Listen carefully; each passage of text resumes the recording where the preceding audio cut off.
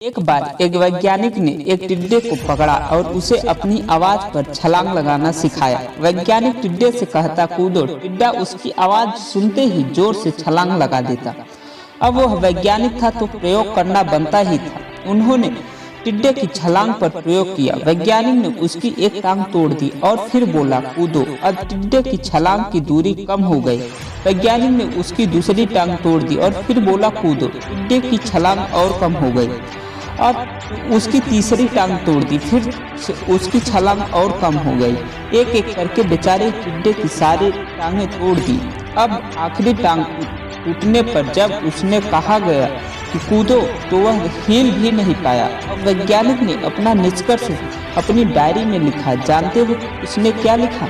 जब टिड्डे की एक टांग तोड़ी गई तो वह थोड़ा बहरा से हो गया और उसकी दूसरी टांग तोड़ी गई तो वो और बहरा हो गया और सारी टांगें टूटने के बाद वह बिल्कुल बहरा हो गया। अब जोर जोर से चिल्लाने का भी उस पर कोई असर नहीं हुआ। वो तो अपनी जगह से हिल भी नहीं सकता, छलांग लगाना तो दूर की बात है। इस कहानी को सुनकर सभी को ऐसा ही लग रहा होगा न कि क्या मूर्ख वैज्ञानिक था, इतनी सी सीधी बात उसे समझ में नहीं आई। कुछ लोग ये भी सोच रहे होंगे कि ये तो किसी बच्चे को भी पता होगी। टिड्डे की छलांग उसके टांग टूटने की वजह से कम होती जा रही थी, न कि वह बहरा हो गया था। दोस्तों, हम सभी जीवन में कई बार ऐसे ही मूर्ख बन जाते हैं।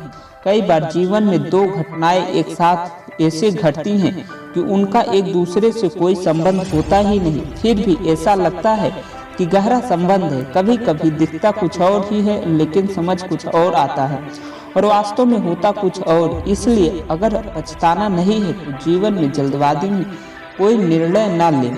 हमेशा समझ बूझ कर इस्तेमाल करें, सावधानी बरतें, नतीजे सोच समझ कर विचार कर ही निकालें।